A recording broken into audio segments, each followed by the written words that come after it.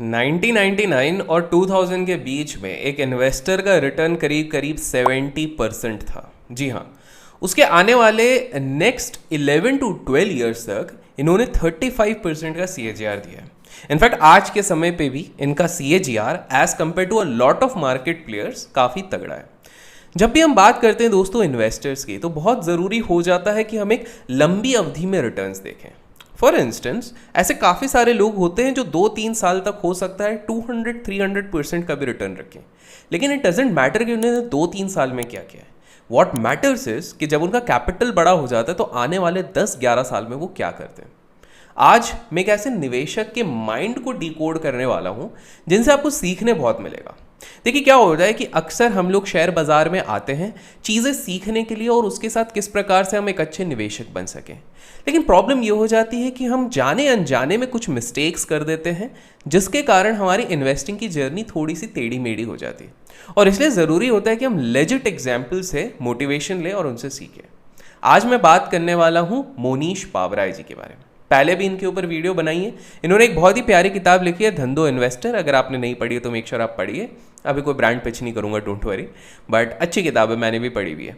लेकिन आपको ये समझना है कि आज मैं वो धंधो इन्वेस्टर वाले प्रिंसिपल्स के बारे में आपसे बात नहीं करूँगा। आज मैं कुछ कहानियों के बारे में बात करूँगा जिनसे आपको सीखने में मिलेगा, समझने में मिलेगा और आपको समझ में आएगा कि यार किस प्रकार से एक बड़ा निवेशक सोचता है इस तरह के बाजार में। तो चलिए भाकर वड़ी खाते हुए शुरू करते हैं। Cloning is a mental model that can give anyone who does it a huge edge in life. The name of the game is to focus on specific businesses and focus on businesses that you understand. So buying a stock is a far more complicated activity than most people seem to think. तो सबसे पहले तो मैं आपको बता देता हूँ एक किस्सा कि करीब करीब मैंने आपको बताया 99 से 2000 के बीच में इनका 70% का रिटर्न था, लेकिन इन्होंने एक स्मार्ट मूव किया था। 2001 पे जब .com बबल के समय पे पीक बन रहा था, तब इन्होंने अपने सारे टेक कंपनीज से प्रॉफिट बुकिंग कर ली थी और काफ़ी कन्वेंशनल बिजनेस मॉडल्स में चला गया था। कन्वेंशनल बोले तो कंजम्पशन थ्योरी हो गई, रिटेल थ्योरी हो गई, जो irrespective of what ever happens in technology ये चीज़ें तो आगे भी चलेंगी, और ये बेट उनको अच्छे से पे आउट भी किया। इंटरेस्टिंग चीज़ ये थी कि ये वही समय था जब बर्कशायर हैथवे, जो वॉरेन बफेट सर की कंपनी है, वो ऑल टाइम लो को टच करके बॉटम बना रही थी। जी हाँ, मार्केट पूरी तरीके से ऊपर लेकिन ये कंपनी नीचे। ऐसा क्यों? बिकॉज ये वॉरेन बफेट सर और चार्ली मंगर टेक कंपनीज में एक्सपोजर ही नहीं ले रहे थे, जिसके चक्कर में मार्केट को लग रहा था कि इनसे तो रैली छूट गई है, तो ये कुछ नहीं कर सकते। लेकिन यही चीज़ सबसे ज़्यादा रिवॉर्ड करी वॉरेन बफेट सर को, चार्ली मंगर सर को एंड मोनीश पावराय सर को। 4 साल तक जो लोग सोचते रहे कि अरे बफेट सर बेवकूफ़ हैं, मंगर सर बेवकूफ़ हैं, एट द एंड बाकी सारे के सारे कंगाल हो गए, केवल ये लोग बचे। देखिए आपको एक चीज़ समझनी पड़ेगी कि मार्केट में करीब करीब 5 से 6 हज़ार स्टॉक्स हैं आज के समय पे। हम भारतीय बाजार के बारे में बात करें, इसमें गलती ये नहीं होती है कि आप अच्छा स्टॉक पकड़ लो फिर वो गिर गया, या बुरा स्टॉक पकड़ लो। गलती ये होती है कि बहुत सारे लोग वैल्यूएशंस पे ध्यान ही नहीं देते। वो ये नहीं समझ पाते लॉजिकली कि कोई भी वैल्यूएशन किसी भी दाम पे जस्टिफाइड नहीं होता है। और सबसे इंटरेस्टिंग चीज़ शेयर बाजार की ये है कि वैल्यूएशंस कभी कभार 3-4 साल तक इन्फ्लेटेड रह सकते हैं और इसलिए हम लोगों का माइंड इनसेन हो जाता है। फॉर इंस्टेंस, अभी हाल फिलहाल में हमारे देश के कुछ ग्रुप ऑफ कंपनीज हैं जो लास्ट करीब करीब 2 साल से एक अलग लेवल की वैल्यूएशंस पे चल रही है। उनके पी वैल्यूएशंस आप देखोगे तो कहीं से कहीं तक जस्टिफाई नहीं होता, लेकिन काफ़ी सारी थ्योरीज आती हैं। आप लोगों को बता दो, आज हिंडसाइट में हम लोग बोलते हैं कि आईटी तो बबल था 2000-2001 में, लेकिन उस समय पे जाके अपने आप को रखिए जब आप देख रहे हो कि 2-3 साल से सारी की सारी tech companies, e commerce companies, IT companies बहुत तगड़े तरीके से ग्रो कर रही है, तो आप भी शायद उसी में इन्वेस्ट कर देते, क्योंकि 3 साल तक का पेशेंस किसी के पास है नहीं और उसी के बाद चीज़ें फटी थी। पर आप में से कुछ लोग कहोगे यार अभिषेक भैया, लेकिन आप देख लो कि वैल्यूएशन भले ही ज़्यादा हो, हमको रिकवरी तो मिल जाती है। एग्जाम्पल के तौर पर रिलायंस 8 साल तक नहीं चला था before resuming it's trend. 8 years तक कोई रिटर्न नहीं बना के दिया। HUL हिंदुस्तान यूनिलीवर ने 7 साल तक रिटर्न नहीं दिया था। ITC अब जाके चलने लगा है, 5 से 6 साल तक इसने कोई खासा रिटर्न नहीं दिया है। मतलब ये 5, 8, 9 साल तक कंसोलिडेट किए। भारतीय एयरटेल ने करीब करीब 10 साल तक कुछ रिटर्न नहीं दिया था और उसके बाद थोड़ा बहुत चलना शुरू हुआ। तो आप में से कुछ लोगों का स्वाभाविक से सवाल होगा, लेकिन भैया अगर क्वालिटी को हम किसी भी दाम पे ले लेते हैं तो रिटर्न तो मिल जाएगा। गलत। देखिए, इसको इस तरीके से सोचिए कि आपकी एक अपॉर्चुनिटी कॉस्ट मिस आउट हो जाती है। 8 साल तक आपने रिलायंस में जब पैसे फंसा के रखे, जब उसने कोई रिटर्न नहीं दिया, उसी समय पे करीब करीब 100 से 200 कंपनीज ऐसी थी जिनने 3 to 4x दिए, और करीब 20 कंपनी ऐसी थी जिसने 20x का रिटर्न दिया। तो आप खुद सोचिए, स्टैटिस्टिकली आपने एक बहुत बड़ी अपॉर्चुनिटी मिस कर दी। मैं ये नहीं कह रहा हूँ रिलायंस में आपका पैसा फंसा रह गया तो आपने पैसा नहीं बनाया, लेकिन शेयर मार्केट में ना एक इंपॉर्टेंट चीज़ हमेशा समझ के रहिए कि शेयर मार्केट में पैसे बनाने के लिए ज़रूरी नहीं होता है कि आप हमेशा बेस्ट एंड बेस्ट कंपनी में लगाओ। आपको ज़रूरी होता है कि आप मोमेंटम को कैच करो और उसको एनकैश करो इन 2 to 3 years। वो ज़्यादा समझदारी का तरीका रहता है। अब आप में से कुछ कहोगे, लेकिन देखो आईटीसी अभी चलने लग गया। आईटीसी में तो डिस्क्लेमर, हम लोगों ने भी 160-167 पे एक वीडियो बनाया, अपने चैनल पे जाके देख सकते हैं। प्लस अपन ने ट्विटर पे भी काफ़ी बार कहा है अपन इस पर इन्वेस्टेड हैं, बहुत बार off and on, out and in भी किया है। अभी ज़्यादा बड़ा इन्वेस्टमेंट नहीं है मेरे पास, आई गेस टोटल 2.5 लाख तक के होंगे आईटीसी। बट पॉइंट आपको ये चीज़ समझनी है दोस्त कि आप सारा का सारा पैसा अगर इस तरह के मार्केट में एक ही स्टॉक पे लगा दोगे और वो कंसोलिडेशन, लॉन्ग फॉर्म कंसोलिडेशन में चले गया, तो आपके पैसे तो ब्लॉक हो जाएंगे, प्लस आप उस समय पर अपॉर्चुनिटी कॉस्ट लूज करते हो। तो मोनीश पाबराय सर का भी ये कहना है। उनका यही कहना है कि उस समय पे सीन ये हो गया था कि वो 1999-2000 की बात है, कैब से जा रहे थे, तो उनका कैब ड्राइवर उनसे पूछता है कि भाई साहब सिस्को के बारे में आपका क्या कहना है। सिस्को उस समय क्या, आज भी बहुत बड़ी कंपनी है और उस समय पे बहुत ज़्यादा नाम कमा रही थी। तो यहीं पर इनको एक डाउट हो गया, जब every Tom Dick and Harry starts talking about stocks, तो आपको समझना पड़ेगा यही सेम चीज़ हमारे बाजार में हुई थी हाल फिलहाल में आईपीओस में। हर कोई बात कर रहा था टेक आईपीओस के बारे में, और जोमैटो का आईपीओ आ रहा है, अरे पेटीएम का आईपीओ आ रहा है, अरे नाइका जैसा कोई नहीं, मार्केट लीडर है, कोई नहीं तोड़ सकता, कार ट्रेड का आ रहा है। दोस्तों, ये क्या होता है कि हिस्ट्री बार बार राइम करती है, कभी कभार समय ज़्यादा लगता है लेकिन राइम ज़रूर करती है, और वही चीज़ यहाँ पर हो गई, और इसलिए दुर्भाग्यवश लोगों के पैसे यहाँ पर फंस गए।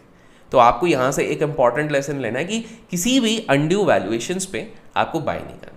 बट मोनीश जी और भी कुछ इंटरेस्टिंग चीज़ें बता। अब मोनीश जी की अपन बात कर ही रहे हैं, तो मोनीश जी ने ना एक बहुत प्यारी किताब भी लिखी है जो स्टार्टिंग में मैंने आपको बताई थी, धंधो इन्वेस्टर, जो आपको हेल्प आउट करेगी इन्वेस्टमेंट का एक फ्रेमवर्क बनाने में। जाहिर सी बात है आप में से काफ़ी सारे लोग पढ़ने के इच्छुक नहीं होते, सो डोंट वरी, सबसे बेस्ट सोल्यूशन है आप सुन के ज्ञान अर्जित करो, और इसमें आपकी हेल्प करेगा कुकू एफएम, जहाँ पर ऐसे हज़ारों से ज़्यादा बुक समरीज आपको मिल जाएंगी और बहुत ही इंसाइटफुल नॉलेजेबल बुक्स की सारी सामग्री यहाँ पर मिल जाएगी। और इसके लिए आपको क्या करना है, सिंपल सा, डिस्क्रिप्शन में जाओ, दिए गए लिंक से डाउनलोड करो कुकू एफएम, और फर्स्ट 250 यूजर्स जो उसको डाउनलोड करके यूज़ करेंगे मेरा कोड AK50, उन्हें 50% ऑफ भी मिलेगा। तो किस चीज़ का वेट कर रहे हो, जाओ भाई बुक से अपना ज्ञान अर्जित करो and download Kuku FM now. उनसे जब पूछा जाता है कि यार अभी आपको क्या लग रहा है, 2000, 2001, 2008 जैसा बबल चल रहा है क्या? बिकॉज काफ़ी सारे लोग बात कर रहे होंगे, आप लोगों ने भी देखा होगा, यूट्यूब पे देखा होगा, ट्विटर पे देखा होगा। बाय द वे मोनीश भाई साहब एक और चीज़, इंपॉर्टेंट चीज़ कहते हैं कि एक अच्छा निवेशक वही होता है, एक अच्छा इन्वेस्टर या ट्रेडर वही होता है जो अभिषेक करके वीडियोस को लाइक करता है। तो मेक श्योर आप मोनीश जी की बात माने, और कमेंट में ना नेक्स्ट इन्वेस्टर किसका माइंडसेट में क्रैक करूँ वो भी लिखेगा, तो मैं उस पर पूरी रिसर्च और स्टडी करके आप लोगों के लेके आऊँगा। चलिए बबल की बात पे आते हैं। तो मोनीश जी का ये कहना है कि अभी हम बबल में नहीं हैं। उनका ये मानना है कि देखो, जब 2000-2001 की बात करते हैं, बबल की एक खासियत ये रहती है कि जब भी बबल होता है ना, तो उसके पीछे एक सॉलिड थॉट प्रोसेस ज़रूर होता है, लेकिन वो प्रूवन नहीं होता। ध्यान से सुनिएगा, एक सॉलिड थॉट प्रोसेस होगा लेकिन वो तब तक प्रूवन नहीं होगा। एग्जाम्पल लेते हैं, 2000-2001 में internet will be the next big thing. Yes, thought process सही था, क्योंकि आगे चल के इंटरनेट ही सबसे बड़ी चीज़ बनी। आज आप ये वीडियो इंटरनेट के कारण देख पा रहे हो, सारी चीज़ें इंटरनेट के कारण हो रही है, लेकिन थॉट प्रोसेस में गलती क्या थी कि तब तक प्रूवन कंसेप्ट नहीं था, हार्डली कुछ कंपनीज थी, टेक कंपनीज, और सारे लोग उसके पीछे भाग रहे थे। लाइक वाइज आपको बता दूं कि टेलीकॉम के लिए कि भाई ये 2G, 3G, 4G, 5G ये सब फ्यूचर होगा, 2008 और 9 में बोलने लगे थे। तब वो थोड़ा थोड़ा आने लग गया था, लेकिन प्रूफ ऑफ कंसेप्ट इतना बड़ा नहीं था, और इसलिए 11-12 साल तक टेलीकॉम कंपनीज उतना परफॉर्म नहीं कर भाई। अब जाके एविडेंस आ रहा है कितनी बड़ी चीज़ हो सकती है IT and technology and internet वाली चीज़। तो आपको समझना पड़ेगा कि बबल कभी भी ऐसे नहीं आ जाता। तो अभी हाल फिलहाल में इंडिया में इतना बड़ा कोई बबल नहीं दिख रहा। आईपीओ वाला थोड़ा बहुत था, लेकिन वो भी बहुत ज़्यादा बड़ा नहीं बन पाया, अभी कुछ खास नहीं बन पाया। हाँ, बबल कुछ स्पेसिफिक सेक्टर, स्पेसिफिक स्टॉक्स में ज़रूर हो सकते हैं। जैसे विदेश में उनका मानना है टेस्ला में है शायद, बिकॉज उनको लगता है उसका वैल्यूएशन बहुत अनड्यू है, इतना ज़्यादा वैलिड नहीं हो सकता। आपका क्या कहना है कमेंट्स में ज़रूर बताएगा, लेकिन ऐसा उनका कहना है। उनका थोड़ा क्रिप्टो में लगा था उनको 1-2 साल पहले कि यहाँ पे थोड़ा सा बबल बन रहा है, बिकॉज जब तक आप बिटकॉइन बोलो ठीक है, जब तक आप इथीरियम बोलो ठीक है, लेकिन अचानक से आप शिट कॉइन्स जो बोलते हैं, जो बिल्कुल जिसका कोई वैल्यू नहीं, उस पर भी सब लोग घुसने लग गए, वहाँ पर ज़रूर इशू होता है। तो जब भी आप रियलिटी से डिस्कनेक्ट हो जाते हो, उनका कहना है वो है बबल। फॉर एग्जाम्पल यूएस में वो गेम स्टॉप वाला कांड हुआ था, जहाँ पर कि वो रॉबिनहुड इन्वेस्टर्स ने मिलकर गेम स्टॉप कंपनी, जिसका ज़्यादा वैल्यू भी नहीं है, आजकल कितने लोग गेम पार्लर पे जाते हैं, आजकल तो नए नए वर्जन आ गए, आजकल तो वो वर्चुअल रियलिटी वाले वो बन गए, तो कौन जाता है, बट स्टिल उसको पूरा पंप इन कर दिया। तो उनका कहना है यहाँ पर बबल है सिलेक्ट जगह पे, लेकिन ओवरऑल नहीं है। तो पहली चीज़ अच्छी चीज़ है, जो लोगों को डर लग रहा है कि बबल है क्या, बबल नहीं। हाँ, हेल्दी करेक्शंस आएंगे, it is a part of game. हमने पुराने वीडियोस में भी कहा है कि हर 2 से 3 साल में कुछ ना कुछ आता है, बट दैट डजंट मीन कि हम बहुत बड़े बबल में हैं। और एक इंटरेस्टिंग चीज़ जो मोनीश जी कहते हैं, उनसे एक important lesson, don't invest in what you don't understand. आप लोगों को बता दो कि मोनीश पाबराय सर का ना एक टेक्निकल बैकग्राउंड है, आईटी की खुद कंपनी चलाते थे, वो आईटी में काम करते थे, वो सब कुछ थे, लेकिन उन्होंने तो भी अमेजोन पे इन्वेस्ट नहीं किया। अब बोलोगे अरे वॉरेन बफेट सर तो कहते हैं सर्कल ऑफ कॉम्पिटेंस, आईटी में किया तो अमेजोन कैसे छोड़ दिए। उसका बहुत सॉलिड रीजन दिया। उन्होंने कहा कि भले मैं आईटी का हूँ, लेकिन मेरे को समझ में नहीं आता कि अमेजॉन लॉन्ग रन में पैसा कैसे बनाएगी। ये उनका थॉट प्रोसेस है, ठीक है, वचन उनके हैं, बोल हम रहे हैं, ठीक है। तो उनका ये कहना था कि यार मुझे ये समझ में नहीं आता कि अमेजॉन पे आप जब ऑर्डर प्लेस करते हो, 200 रुपये का बैंडेज आप ऑर्डर करोगे, वो डब्बा अगले दिन डिलीवर हो जाएगा, वो भी विदाउट एनी डिलीवरी चार्ज, जो कि अमेजॉन को because of delivery and every cost 300 रुपये का पड़ेगा। तो हम कैसे उस चीज़ को होल्ड कर सकते हो, इसलिए वो उसको डिस्कार्ड करते, उस थ्योरी को नहीं होल्ड करते। उनका एक सिंपल सा कंसेप्ट है, अगर 5 मिनट में आप अपने इन्वेस्टिंग बेट को ना समझा पाओ तो आप गलत इन्वेस्टिंग पे। तो आज जाके आप सबसे पहली चीज़ अपने पोर्टफोलियो देखो, दुनिया भर को पूछने से पहले आज जाके अपने पोर्टफोलियो में देखो, और देखने के बाद आके कमेंट करना कि आपने कहीं पोर्टफोलियो में ऐसे प्रोडक्ट्स के या ऐसे सर्विसेज के कंपनीज तो होल्ड नहीं किया जिसका आपको पता ही नहीं है कि ये एग्जैक्टली करती कहाँ है, कितने नेशंस में है, इसका रेवेन्यू कैसे बढ़ता है। कॉमन अकाउंटिंग वाली चीज़ों की बात नहीं कर रहा हूँ, और मैं गारंटी दे रहा हूँ आप में से बहुत सारे लोग ऐसे आएंगे जिन्होंने बस इधर उधर सुन के, अच्छा हिमाद्री लेना ही ले लो, कौन से केमिकल से क्या है कुछ नहीं पता, अच्छा बलरामपुर लेना है, अच्छा इथेनॉल में उसका क्या है, किधर उसका ब्राज़ील में क्या है, क्या कुछ नहीं पता, बस ले लिया क्योंकि सबने बोला। नहीं, पहले जाके ये चीज़ चेक करो। इन्होंने कहा कि मैंने बाद में जैकमा की भी इंटरव्यू देखे और उनसे बात करी, तो जैकमा भी यही बोले कि मुझे भी नहीं समझ में आता है अमेजॉन कैसे बनाता है। और इसीलिए अब आप लोग बोलोगे लेकिन जैकमा भी तो चाइना में इतने बड़ा वो चलाते हैं रिटेल, ये ई कॉमर्स, तो वो इसीलिए जैकमा वेयर हाउसिंग का काम ही नहीं देखते, आउटसोर्स कर दिया, वो सिर्फ डिजिटल डिस्ट्रीब्यूशन का काम देखते हैं, वहाँ से उनको रेवेन्यू आता है। तो आपको ये चीज़ समझनी है कि जस्ट बिकॉज आप उस फील्ड से, हमने सर्कल ऑफ कॉम्पिटेंस जरूर समझा है, लेकिन जस्ट बिकॉज आप इस फील्ड से हो ज़रूरी नहीं है सबका सब आप उधर उठा लो। जरूरी क्या है, ज़रूरी ये है कि आपको समझ में आना चाहिए एग्जैक्टली वो बिजनेस क्या कर रहा है। आप लोग बोलते हो मैं 10 साल तक इसको होल्ड करूंगा, लेकिन पता तो होना चाहिए। कोई लोग बोलते हैं मैं आईटीसी को 10 साल तक होल्ड करूंगा, आप जाके पूछोगे कितने प्रोडक्ट लाइन है, आप जाके पूछोगे कि उनके नेक्स्ट कॉन कॉल में, प्रीवियस कॉन कॉल में उन्होंने क्या बोला है, आप जो पूछोगे गाइडेंस क्या है, कुछ नहीं पता। और यहीं से एक बहुत ही इंटरेस्टिंग चीज़ मैं आपको बताने वाला हूँ, जो मोनीश जी ने वॉरेन बफेट सर के बारे में बताई। अभी तक वीडियो लाइक नहीं किया दोस्तों तो लाइक ज़रूर कीजिएगा ताकि ऐसे इन्फॉर्मेटिव वीडियोस आते रहे। उनका कहना है शेयर मार्केट में सक्सेसफुल होने का एक ही तरीका है, वो क्या है, बी ऑब्सेसिव एंड कंपल्सिव। मतलब इतने ऑब्सेस्ड हो जाओ, इतने ऑब्सेस्ड हो जाओ, आपको फर्क ही नहीं पड़ रहा कौन ट्विटर पे बोल रहा है आपके बारे में बुरा, कौन आपके पड़ोसी में बोल रहा है, कौन आपके घर पे बोल रहा है, इतने ऑब्सेसिव। इसका एक सिंपल सा उदाहरण देते हैं। वॉरेन बफेट सर से एक बार उनकी शेयर होल्डर मीटिंग होती है ओमाहा में, वहाँ से किसी ने एक सवाल पूछा कि बफेट सर 5000 से ज़्यादा कंपनियाँ भी हो गई हैं यूएस मार्केट में, कैसे पकड़े हैं यार, कौन से स्टॉक को स्टडी करे, क्या स्टडी करे, समझ में नहीं आता। उस पर पता है वॉरेन बफेट सर ने कहा क्या? वॉरेन बफेट सर ने कहा start with the companies which start with A, मतलब स्टडी करना शुरू करो जो ए से चालू करे। सामने वाले ने पूछा शुरू कैसे करें, इन्होंने बोला ए से जो शुरू हो रहा है चालू करो। और यही चीज़ वॉरेन बफेट सर पहले कर चुके हैं। उन्होंने मूडीज की कंपनी की पहले मैनुअल्स आती थी, आजकल नहीं आती है, जिसमें सारी कंपनीज के डिटेल होते थे, ए मोटी मोटी करीब करीब 1000 पेजेस की रहती थी, 1000-2000 पेजेस की।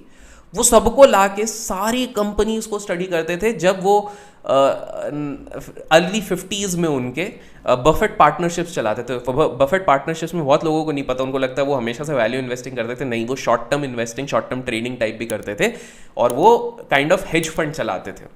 तो उस समय पे करते थे। तो वो देख रहे हो कितना ऑब्सेसिव। तो आज वॉरेन बफेट इसलिए नहीं, लास्ट 15 साल से वॉरेन बफेट सर का इन्वेस्टिंग रिटर्न ऑलमोस्ट बुरा है, लेट्स फेस इट, मतलब लेजेंड का भी बुरा है, लेकिन still why people respect Warren Buffett, it's because he is obsessive and compulsive with his art. Same चीज आप देख लो, शाहरुख खान की बात कर ले, बॉलीवुड में बात कर ले, शाहरुख खान की लास्ट हिट कौन सी थी? नहीं थी, but still the kind of respect he commands because of his style, because of his art, because of his wisdom, because of his wittiness, अलग लेवल पे। सेम चीज आपको समझनी पड़ेगी। तो शेयर मार्केट में बहुत लोग बोलते थे तो नुकसान हो रहा है, क्या हो रहा है? आप कितना टाइम दे रहे हो भाई? अपने आप से पूछो कितना टाइम देते हो। बोलोगे और अभिषेक डीमोटिवेट, मैं तो मोटिवेट कर रहा हूँ भाई, जाओ ना, आप उतना टाइम दो, उतना एफर्ट डालो। पहले दिन से ही कि आपको अंबानी बनना है, थोड़ा एफर्ट दो, ये दो तो अपने आप बनोगे। तो ये चीज़ है उनका। ये भी कहना है मोनीश जी का, एक और लेसन है, you don't grow with success, you grow with failures. Grow with failures ये क्या है भाई? देखो सक्सेस क्या होता है, जैसे मान लो मेरा जब लाइफ में था कुछ साल पहले, कि जिस दिन भी मैं, कुछ साल मतलब काफ़ी साल पहले था, कुछ साल पहले जो फुलफिल हो गया कि ट्रेडिंग से जिस दिन मैंने 1 करोड़ कमाया, मैं तो छोड़ दूंगा, कभी छोड़ नहीं पाया, वो बात अलग है। बट सक्सेस से क्या हुआ? खुशी मिली, एक टेम्पररी खुशी मिली, बढ़िया लगा, मज़ा आया, पार्टी वार्टी करी, दैट्स इट। असली चीज़ एज पर Mohnish Pabrai ji and even I agree, failure देती है। बिकॉज फेलियर आपको ग्रो करने का मौका देती है, वो सीखने का मौका देती है, और वो जो एक किक आती है ना कि गिर के मैं उठाऊँ, उससे बढ़िया कोई चीज़ नहीं होती है। तो हमेशा याद रखो, असली लर्निंग, असली ग्रोथ फेलियर से होती है, ना कि सक्सेस से। इवन मोनीश जी की एक कंपनी थी डिजिटल डिसरप्टर्स, उसमें उनका पैसा डूबा था, उन्होंने खुद ने चालू करी थी, तो वहीं से उन्होंने बहुत चीज़ें सीखी। और एक चीज़ है, इनके कुछ फ्रेंड्स हैं, बड़े बड़े इन्वेस्टर्स हैं, बड़े बड़े लोगों के बड़े बड़े दोस्त होते हैं। तो उन्होंने बोला कि यार उनका एक फ्रेंड है जो काफ़ी साल से नेस्ले लेके बैठे हुए हैं, काफ़ी साल से। तो मोनीश जी ने एक बार बातों बातों में उनको बोला, अरे तू बावला हो गया क्या, काय को नेस्ले लेके बैठा हुआ है? आई मीन निकलने का मौका है यार, कब तक तुम नेस्ले पे बैठोगे? इसका बचा नहीं है चार्म भाई, थोड़ा बहुत वो कमाएगा, कुछ नया लो। इसमें सामने वाली पार्टी ने बोला, यार मैं रिस्क नहीं लूँगा, मैं केवल उन कंपनीज में इन्वेस्ट करूँगा। ध्यान से सुनिएगा, एक इन्वेस्टिंग टिप है आप लोगों के लिए, उन्हीं कंपनीज में इन्वेस्ट करूँगा जिनका सबसे ज़्यादा बड़ा हिस्ट्री है। इंडिया में भी बात करूँ, Nestle, Asian Paint, Reliance, ITC, और कौन सी कंपनी, कमेंट में बताना। इन सब की एक हिस्ट्री है और इस पर भी उनका एक लॉजिक है। उनका ये कहना है कि जो इतने टाइम तक सारे बुल बेयर क्रैश व्रैश को झेल लिया है और स्टिल सबसे इंपॉर्टेंट चीज़ कंसिस्टेंट ROE दे रहा है, रिटर्न ऑन इक्विटी दे रहा है, मतलब वहाँ पर कुछ है। तो मैं अपने दिमाग को इधर उधर क्यों खोपचा करूँ? जो अच्छी कंपनी है उसी पे निवेश करूँगा। अब बॉलीवुड में भी देख लो, जितने लोग भी जितनी बुराई कर ले कि अब इसकी मूवी नहीं चलेगी, उसकी मूवी नहीं चलेगी, खान्स, अक्षय कुमार और वो गिनती के 2-3 जो टॉप वाले हैं, कुछ भी निकाल लें, कचरा भी निकाल लें, साउथ की कॉपी भी कर लें, तो भी चलता है।